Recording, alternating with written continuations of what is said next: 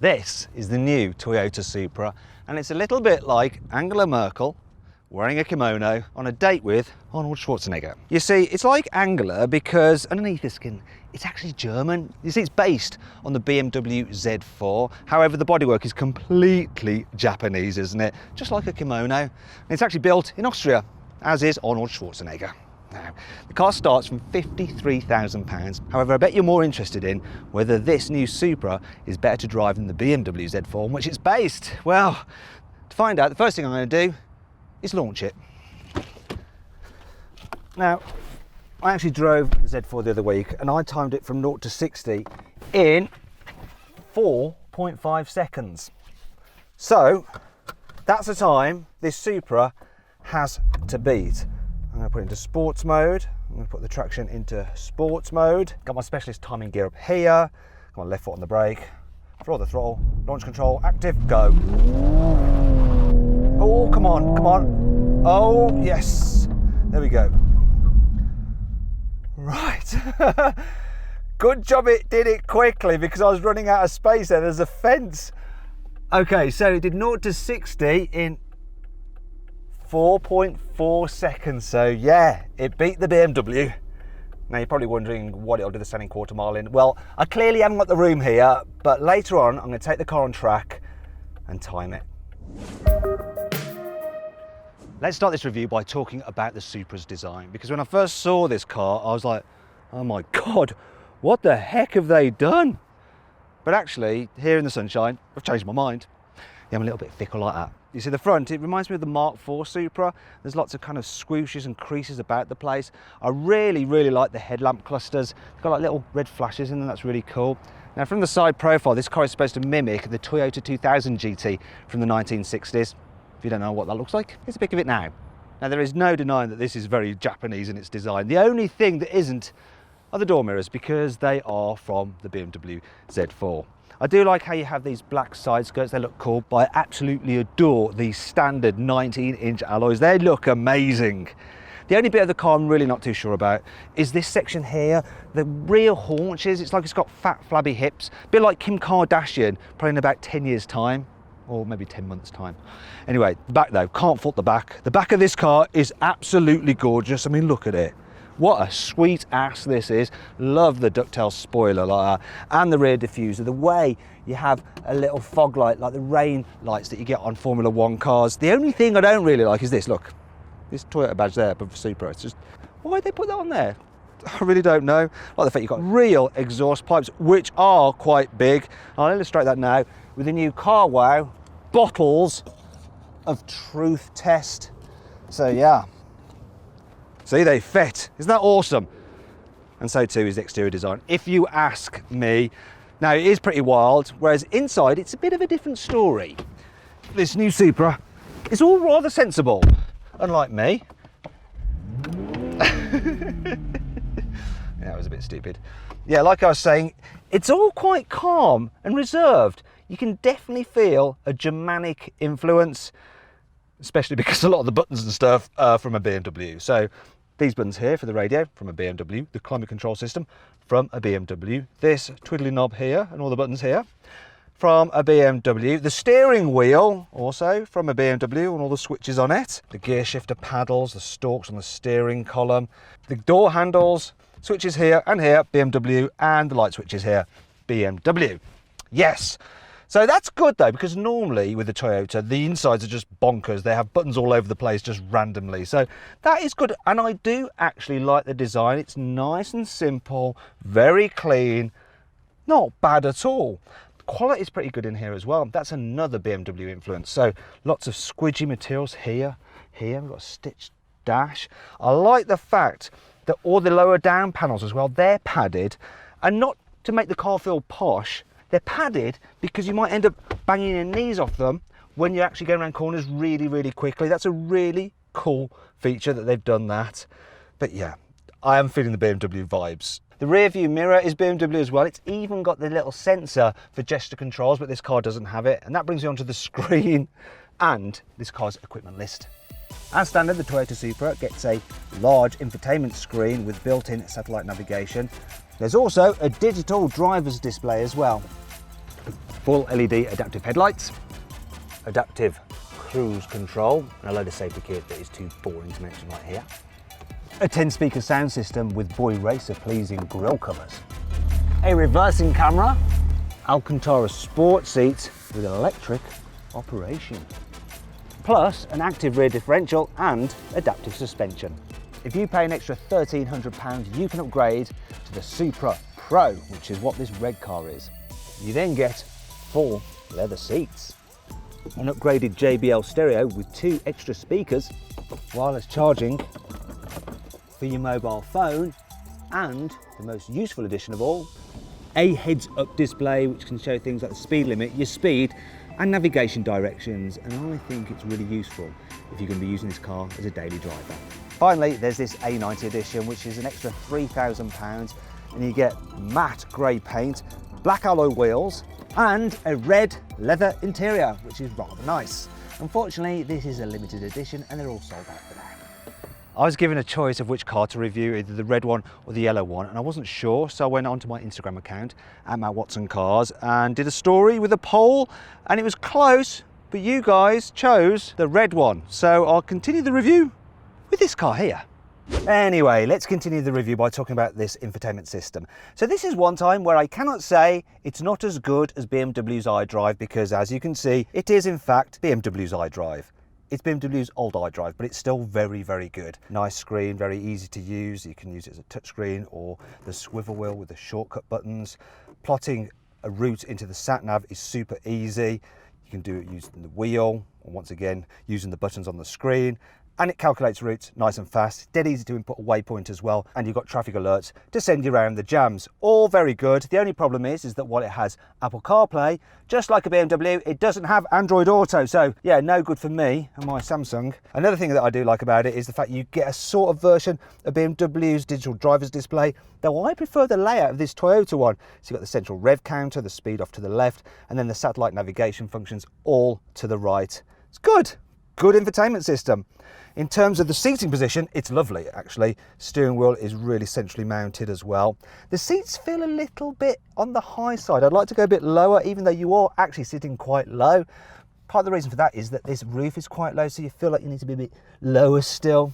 But it's all right. If you're tall, you may struggle. Yeah, if you're really tall, that is. Other areas of practicality are only okay. So the glove box is pretty much filled with the manual and some high-vis vests. You've got a little storage area here, a couple of cup holders here, but they won't fit my big bottle. The door bins as well, they're tiny. Not going to fit anything in those, but I have a solution. You see here, there is a fire extinguisher, but I'll just remove that because this is a Toyota. It's not going to burst into flames, and I can hold my big bottle in there. Perfect. I think I will just keep the fire extinguisher in the car though, because all the mechanicals are BMW. Anyway, let's move on to the boot. So the capacity is 290 litres, which is about the same as an Audi TT RS, which is also about the same as a Ford Fiesta, but the shape is obviously different than the Fiestas. Now there's a bit of a low lip to lift stuff over, but you can fit quite a bit of luggage in there if you need to. More importantly though, the shape of it means that you can carry 2 spare tyres, which is obviously really important if you're doing track days. Also, there are a few bits of practicality here. So tie down hooks there, some nettage there. There's a 12-volt socket for your tyre inflator and an elastic strap where I could have actually put the water bottle and instead of using the fire extinguisher holder. Also, there's even ISOFIX on the front passenger seat, so you could take a baby in this car if you wanted to. So as far as I'm concerned, for a sports car, it's practical enough for me. Now then, it's time for the CarWow 5 annoying things about this car. There are so many fake vents on this car that the CarWow stick of truth is going to have a field day. So, fake, fake, fake, and fake. There's no release for the boot right here where you need it at the boot. You can only open it using the key or by pressing a button inside the cabin. You can't move the sun visor to the side, which is really annoying if you've got low sun coming through that window because you end up blinded. Ow. Refitting the low cover is a bit of a puzzle because it just doesn't seem to fit in any way, shape or form. I'm following the instructions, but I give up. Toyota Supra fanboys are forever going to be coming up to you going, oh yeah, maybe the new Toyota Supra, but it hasn't got a 2JZ engine, so yeah, it's not a proper Toyota Supra, especially as it's built by BMW. Then they'll open up the bonnet and point out all the BMW badges, such as there, there's even one there, which is right next to a Toyota sticker, which I think I'll just remove because, yeah, this ain't a Toyota, not really. Don't worry, there's still plenty to like about this car. Here's the carwow 5 core features.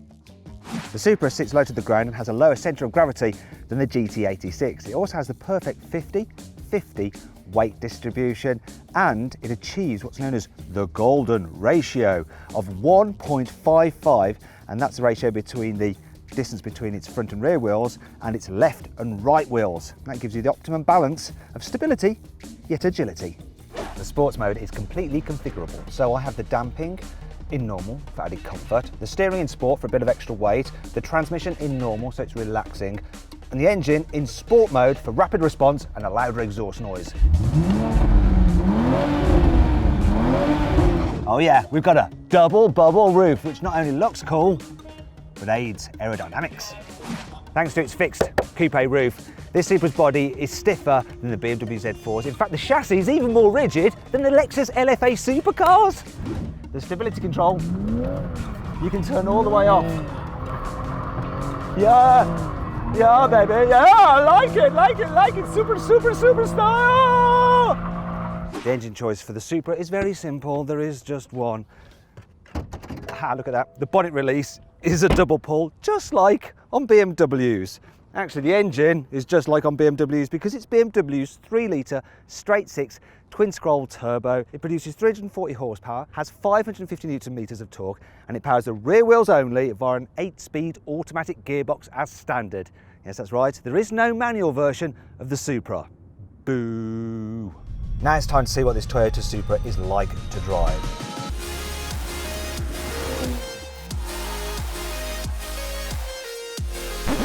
I'm going to start in town. I know you're probably thinking, just take it on track. Well, that'll come later, all right? You need to know what it's going to be like to live with every day. So actually it's really good. The automatic gearbox is nice and smooth. You don't really notice it changing gears when you have it in normal mode. The suspension in normal mode is pretty decent over bumps. There's a speed hump, no trouble at all. It'll cope with potholes as well. Very, very comfortable for a sports car. I'm quite impressed by that. Also the brakes, they're not grabby. I thought they might be on a sporty car like this, but they're not. So that's helpful. As for the manoeuvrability, well, I'm going to park it now. So the steering is super light, so it's very easy to manoeuvre this car. It's got quite a tight turning circle as well for a sporty car. So you're not going to get stuck at mini roundabouts and stuff. The visibility isn't so good, but the wing mirror does that thing that BMW wing mirrors do, surprise, surprise, where they angle down when you're reversing.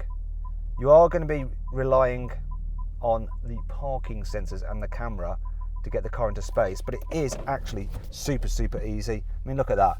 2 moves, not sticking out too far. That, ladies and gentlemen, is a result. Anyway, let's get out of town. Drive this thing a little bit faster. This new Supra is actually pretty good on the motorway as well. So I'm just cruising along at 90 kilometers an hour.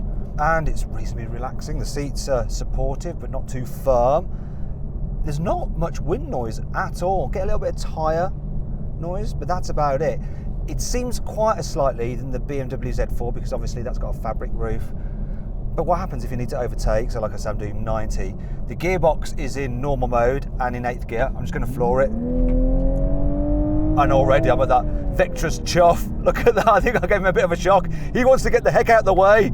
This thing pulls, it really pulls. Oh, that's illegal. Back off now.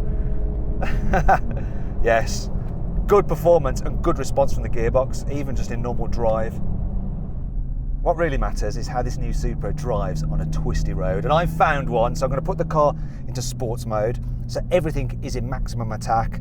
The first thing I notice is the gearbox. So now it's keen to hold on to gears and will rev out. Also, when it changes gears, you get like a thump in the back, which I'm sure that has just been added in for effect, and I like the effect. And as for the chassis balance, it's really good. So it's quite a predictable, easy car to drive fast. I think Toyota's engineers have done a good job with this car because it's a really well-rounded sports car. Yeah, I know, all the hardware is BMW, but who cares what Supra fanboys say? You know, yes, so what? Most of it's BMW, but why not just think of it as a Z4 Coupe? There's absolutely nothing wrong with that. Anyway, there's one last place we need to try this car out. So here we are on Jarama Racing Circuit in Madrid. How this car handles on track is massively important, and right away we can just get it on the lock stops. So yeah, from the first corner, I'm liking it already. Now this car spent years being developed on the Nürburgring, and it was actually signed off by Mr. Toyota on the Nürburgring, so it should be good for track days. There is a bit of roll through the corners to let you know what the car's doing, but not too much. One thing you really appreciate is that engine. The mid-range power of this engine is so good, and you can just like get the back end out and then just slide it for days. You know, it's very easy to do. Another thing worth mentioning are the brakes. The brakes do a great job of just... Oh!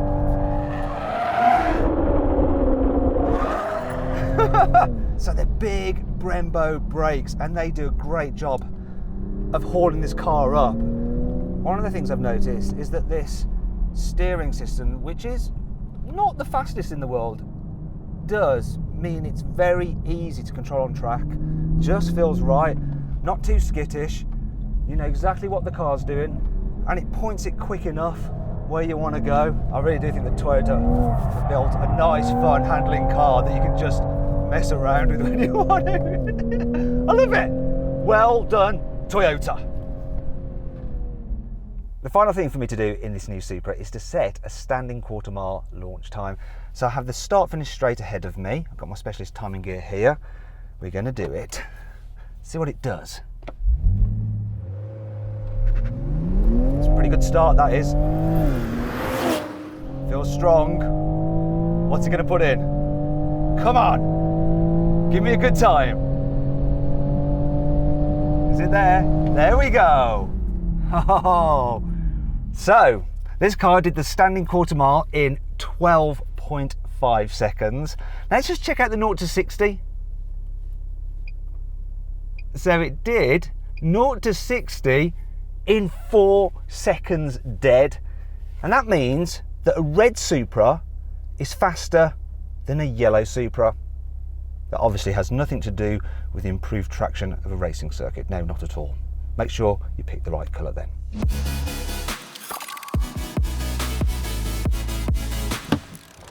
So then, what's my final verdict on the new Toyota Supra? Should you avoid it? Should you consider it? Should you shortlist it? Or should you just go right ahead and buy it? Well, I reckon you should just go right ahead and buy the new Toyota Supra if you can get your hands on one. Yeah, the Supra fanboys may go, oh, it's not a proper Toyota, but it's a great sports car, good value for money, and it comes with Toyota's 5-year warranty. Winner.